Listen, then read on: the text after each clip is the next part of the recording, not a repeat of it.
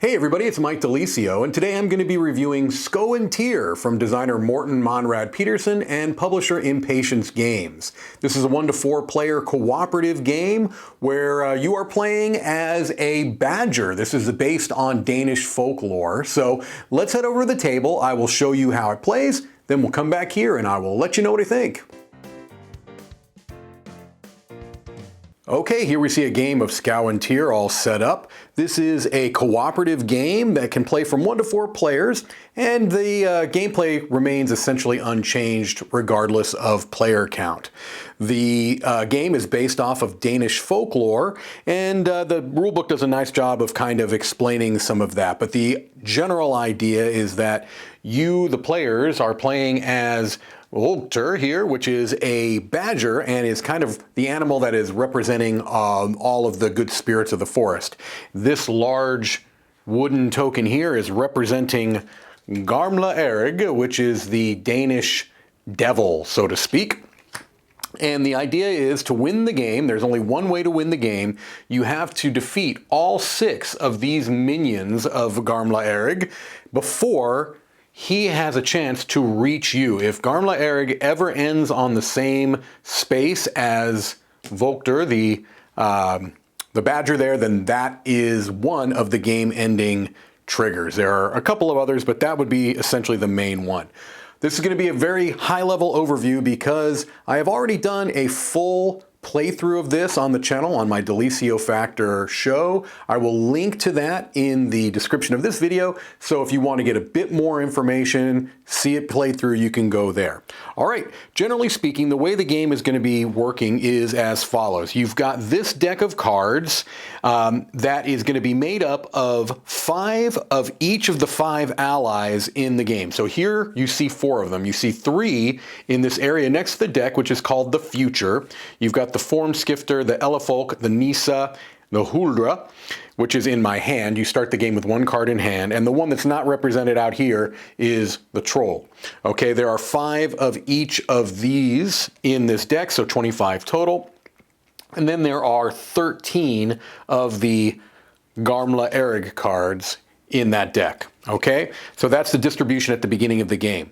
On your turn, you're going to choose an action that are represented on these 4 cards here, all right? And so I'll go into a little bit of detail about those 4 actions and then kind of show you how they work. So one of the things you're going to be doing quite a bit is Skoventyrs Call, and this is where you are taking a card from the future. All right, and there's a couple little things I'll mention about this quickly.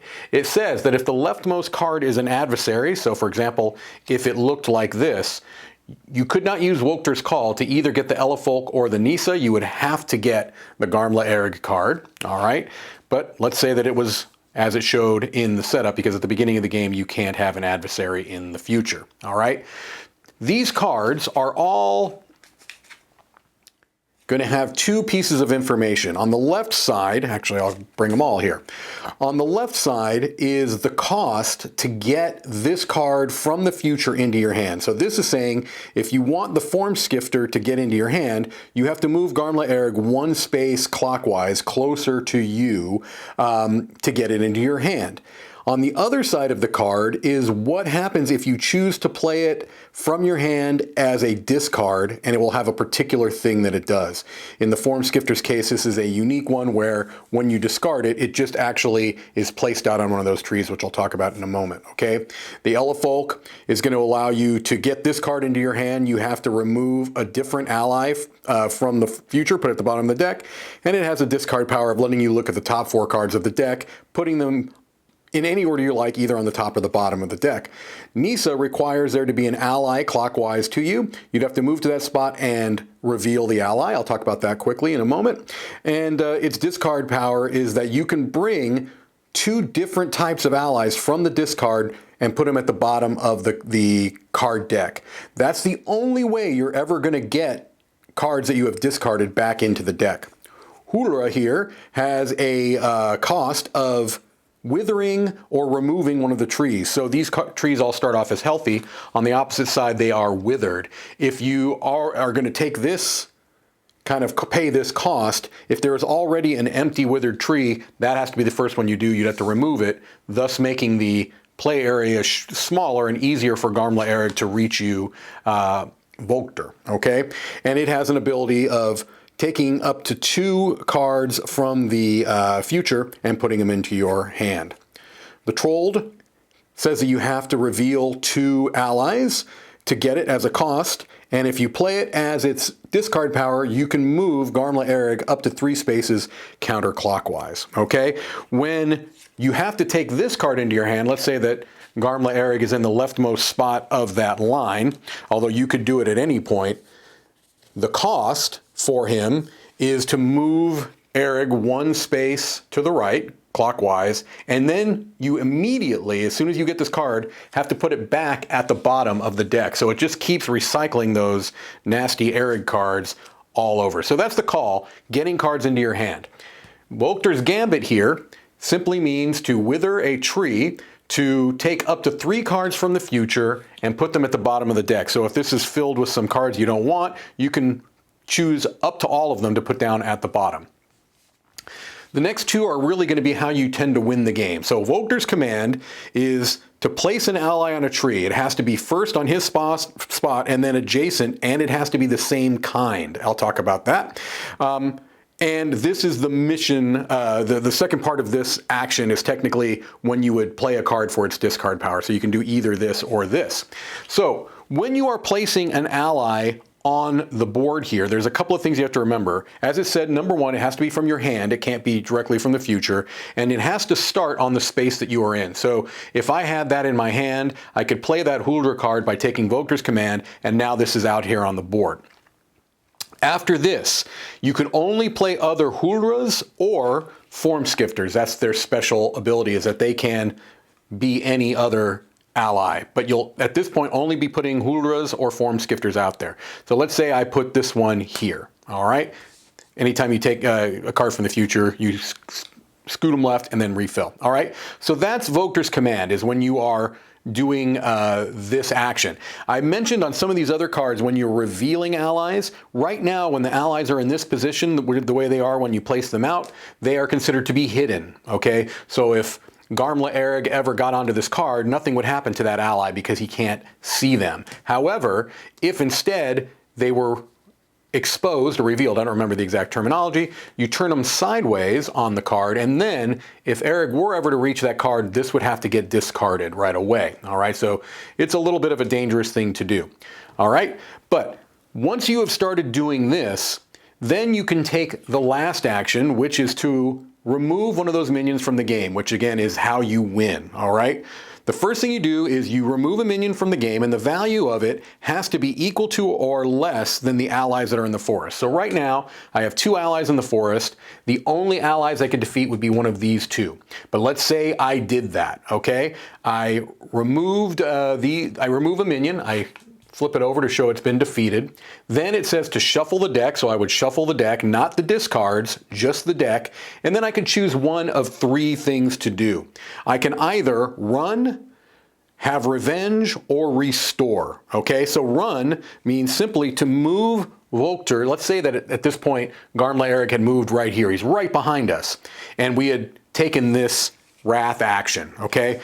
We could run, meaning that we can move to any ally, so we can move there. If we had had a third one here, first of all, we could have defeated one of them, but we can run all the way over here, all right? Then these would get discarded. Again, they don't go back to the deck, they get discarded. The only way to bring them back is with one of these Nisa cards, all right? The other thing we can do is if one of these trees had been withered, we could do the restore and heal a tree. It has to be an empty tree. You can't flip over any trees that have anything on them. The 2 tokens or any allies. And the final thing we can do is, let's say that there was a Garmla Erig here in the future.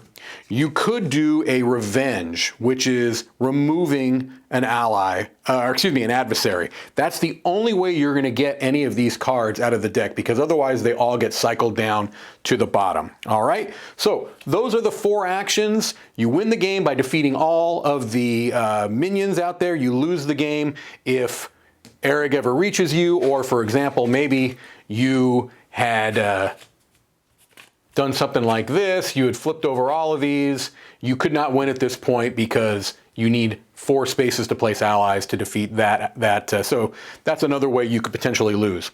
Also within the game, I'm just going to say very quickly, there are a couple of included expansions that are going to add other cards perhaps that you would put with the minions up there, and they're going to have some new, or there's also, excuse me, some tokens here that you can play with one of the included expansions. There are 2 of them, and depending upon which one you're playing, you would also add one of these 2 action cards to the mix. All right, that's the basics. Let's head back over and I'll let you know what I think.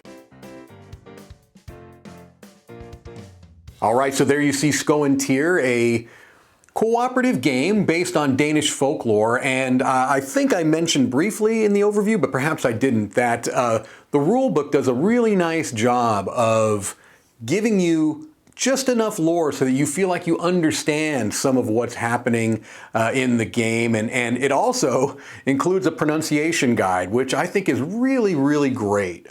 It helps immerse you, I really believe this, helps immerse you into kind of the theme of the game and feel like you're more connected, because folklore can be in some ways universal. You see universal themes, but there are also some things that are specific to different cultures. And so I really like getting a peek into some of those kind of specifics. And this game does a nice job of that. So the first thing I want to do is just talk about the aesthetics, the art, the components. And really, this is one of the best aspects of the game. It is a gorgeous production. A relatively small box game, but with beautiful, beautiful artwork from Vincent Trutre, who is well known in the board gaming world for the art that they create. And the card quality is very good. The tree cards are kind of the tarot size cards, and everything else is the standard size, but they are very good quality. I think they hold up very well to shuffling. I have not felt the need to sleeve them. Perhaps you might want to, but I feel like the quality of the cards are good enough. And this is a game where shuffling regularly is involved, but I have not noticed any real wear or tear on the cards at all. So very good there. The few cardboard components are very nice. They're for the 2 expansions in the game. And the 2 screen printed wooden meeples are just great. I mean, they're big and chunky, and the Garmla Erig, the bad figure there, is suitably large and imposing, and I think does a nice job of kind of getting you into it. All right, so for the gameplay itself, this is a game that has a very puzzle-forward nature, okay? So this is a game from 1 to 4 players, and I've played it solo and I've played it multiplayer. And really the only difference I've found between playing it solo and playing it with other players is that in the solo game, you don't really have to consider elements of timing as much as you do in the multiplayer game. So for example, there are going to be times where you are setting up other players to do particular things, but they're not in a position to be able to do it on this turn, but they need to do it on the next turn, and kind of burning those turns with the other players or trying to find things to do until it gets back to that person again. That can be a consideration that I didn't find in the solo game, or if it is there, it just didn't feel the same way. But otherwise, it is a game that involves card play, it involves card management, it involves positional strategies and tactics, and it's a game that I think has a lot of strategies that are not readily apparent the first couple of times you play the game. The designer and the publisher have said that at the standard difficulty, which is the only way I've played it so far, that the win rate is about 60 to 70%. I have not come close to that win rate, and I think it's because I'm still discovering different strategies. I think there could be a kind of feeling the first time you play it or the first 2 times you play it that it is highly susceptible to luck of the draw. I don't really think that's the case. I really don't. I think it's a matter of learning what strategies are going to be most effective at whatever the game state is. So you have to be willing to pivot. There are strategic elements to the game, for sure, where you have to do some long-term planning, but there are also tactical elements where you have to pivot based upon what's happening on the board, based upon any number of things, based upon the minions that are left, based upon the cards that are in the discard pile. All of these are things that I think are nuanced and don't become readily apparent right away. You really have to kind of play. And what I've been doing in the game is just exploring these different strategies, things that I did not realize were as I believe they are important as they are in the first few games. I'm really starting to hone in on and go, oh, wow. When you discard cards to allies to play either to play their ability or you discard them when you are removing a minion, all really that is doing is making the composition of the deck more and more filled with those Garmla Arid cards. Well, it seems obvious, but when you're in the middle of the first game or two, you're not really thinking about it. You're focusing on what do these powers do, things along those lines. So it has become increasingly clear to me that you have to really manage getting those discard allies back into the deck.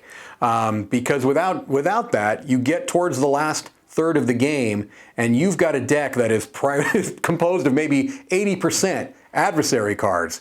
That's not a recipe for success. So different things that, again, that I didn't quite realize in the first few games, I'm noticing now. So I think that it has a good amount of strategy, a good amount of tactics, and I think you can win the game and lose the games in several different ways. I don't think it is as dependent upon card draw luck as it may appear. I really think this is a solid game. I feel like it is one that is easy enough to teach. I haven't had any problems teaching the game. And it is easy enough to understand. And by the first go around, people get it, right? It makes sense. I think the iconography is good. That helps in that sense to be able to pick up what they do. The first turn or two, you're maybe going to be a little confused with what the actions are, but it clicks pretty quickly.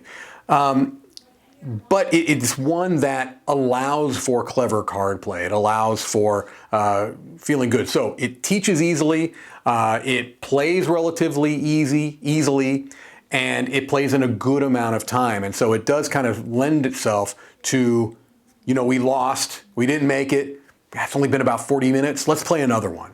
And I've wanted to kind of keep coming back to this, and that's a good sign because I've played a lot of cooperative games, card-based, puzzle-type games. There are a fair amount out there, but I think that this is one of the better ones that I've played recently. For that reason and for all the things that I've mentioned, I would give Skoventyr an 8 out of 10. Easy seal of approval there. The only real negatives that I could see, again, is that I think that it's a little bit front-loaded in learning the stuff and getting comfortable with kind of some of the terminology and some of the iconography, although I do think that the iconography is quite good and the rule book is very good. I think the rule book is great, and so it helps a bit with that little bit of a learning curve. If you have someone that knows the game and teaches it to you, I don't think you'll have that issue. If you're learning it from the rule book, it may take you a little bit to kind of get the sense for how things work. But overall, a very good game, one I can easily recommend. That is Skoventyr. All right, well, that's going to do it for me. This is Mike DiLisio signing off from the Dice Tower Midwest Annex.